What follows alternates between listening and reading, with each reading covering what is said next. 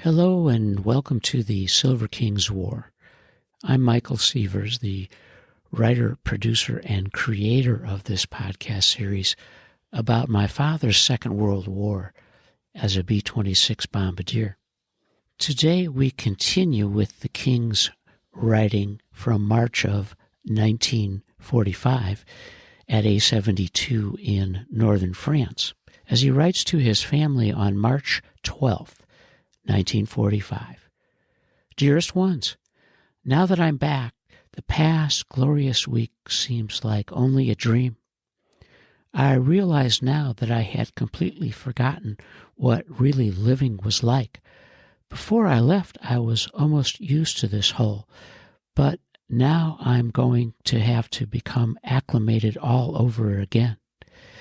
A true description would be going from the sublime to the ridiculous. Oh well, c'est la guerre. After having an extra day and a half there, we arrived here late last night. I was much too tired to write. Finding 2 letters from you, however, certainly helped to ease the awful letdown. I'm so glad you're keeping well. Mother, I'm very proud of you for helping at the Y and also going to the Red Cross. I do think it grand for offering your services. I am surprised to hear of Lee being classified 1A again. I had thought and certainly hoped he was permanently deferred. Gee, I only hope he won't be called up. No, I haven't seen Arthur since our first meeting. I know the day he is free, but it seems each week something prevents my going. For instance, this Wednesday I am on group duty again, and it is impossible for me to get away. Perhaps I will see him next week. And don't you worry about me changing as he did. I assure you I will return the same person as when I left. I also received 2 more boxes from you, which is evident from the stationery, and which I do appreciate. I haven't eaten any of it yet, but it looks like it will be delicious. The stationery came just in time, too, although as yet I haven't received the bars and can't understand why. Enclosed are a couple of postcards which will give you a better idea of what Cannes looks like. Of course, it has changed quite a bit since the war, but remains as yet a most beautiful place. You can see how my hotel was located on the water's edge, and what a luxurious place it was. My room was on the 4th floor overlooking the beach and the sea. The shoreline is of horseshoe shape, and the other picture was taken from one tip looking towards the hotels. The color doesn't exaggerate the beauty of the place. In fact, the structures of the houses on the hillside remind me a great deal of the houses in Hollywood. I can imagine how very expensive a vacation here in peacetime must have been, and to think I had it all for only $1 a day, and how I wish I was back there now. Everything is the same here. The weather is nice, but nothing compared to what it was there. I got a swell tan, and all day guys have been asking me about it. I wish you would try to find me some embroidered wings to put on my blouse. I've had a battle jacket made, and they would look swell on it. I could get them in London, but I doubt I'll get there for a long time to come. Also, please send me some more bars, and, of course, the food is always welcome. Only this time, please send more cheese. By the way, I received a membership card to the Zionist organization. Is that an honor of some sort? Thanks again for the sweet letters and the swell boxes. Please keep well. I'm fine and thinking of you constantly. Love to Ida. I love you and miss you, Stan. The Silver King's return from Cannes is, of course, a natural letdown after a remarkable time on the shoreline of the Mediterranean Sea.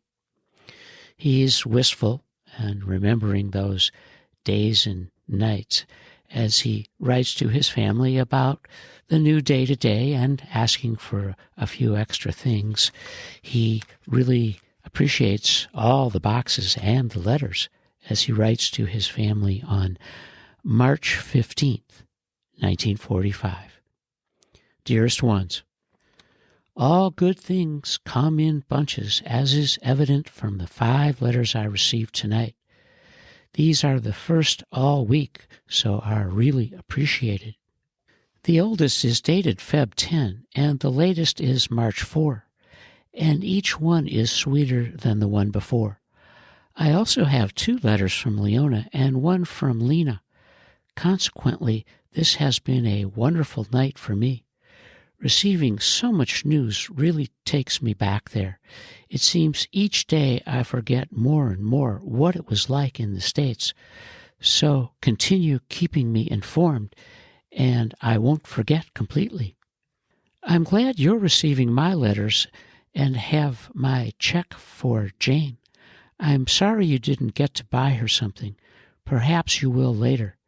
It surprises me that you regret not knowing my feelings earlier. Would you have consented to our marriage? The midnight curfew must have hurt the fellows at the club, but I'm glad for your sake, as I know it makes you happier. At first, I didn't think it would affect a private club, but it's a good patriotic gesture. Also, I think it's grand you're doing so much Red Cross work.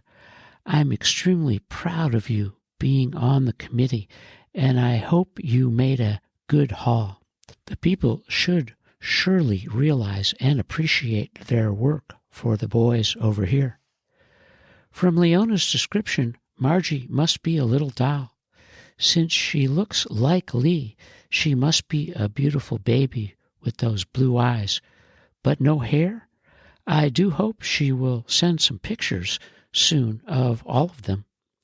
Aunt Lena says she plans to go up there during the spring, and Leona expects you there also. It would be swell if you could go up together and would break their loneliness at home. That is, if both of you go.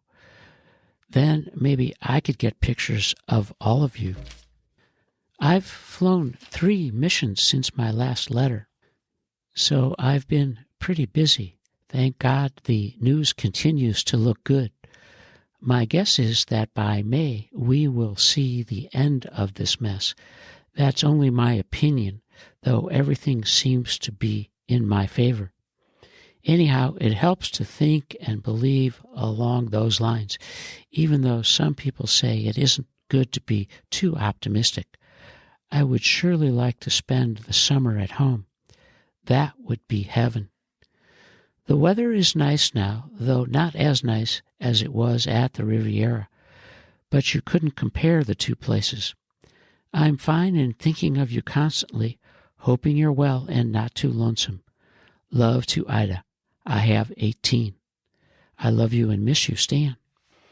Stanley is happy to report that his war is keeping him busy, and he continues to love the news from home and hoping for more pictures and being grateful for the letters and boxes. And the king is feeling optimistic about the war in Europe.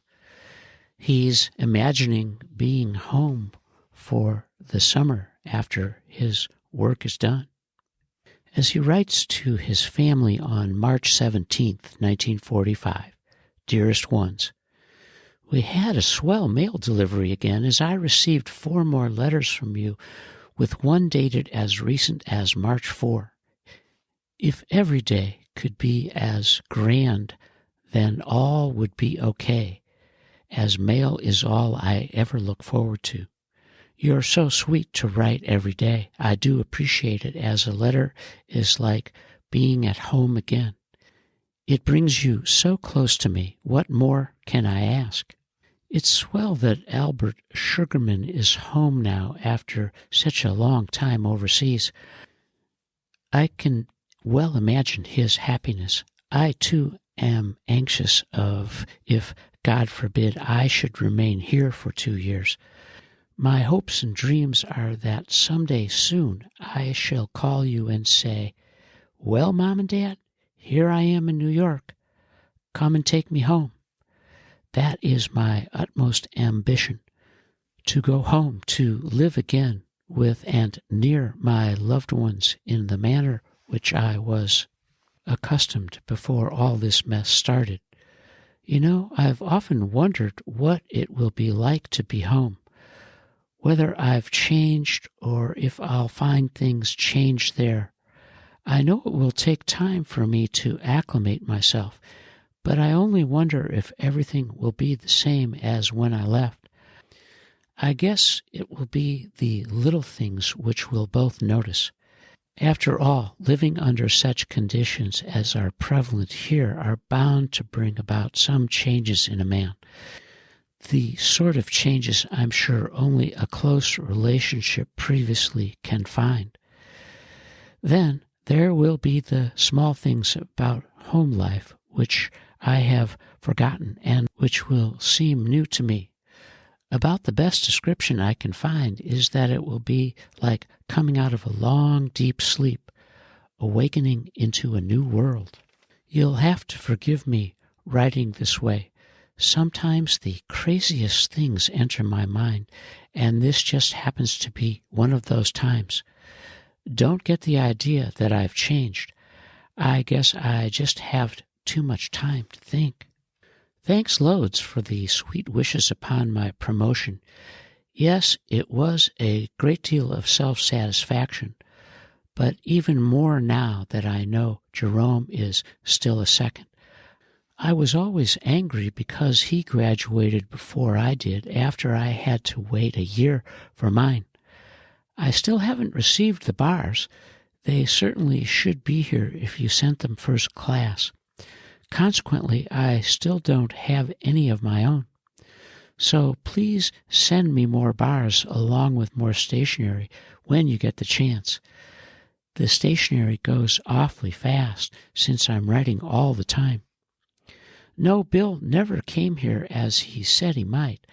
I have a letter from him saying he went to Belgium instead. He promised to come down the next time he gets a pass.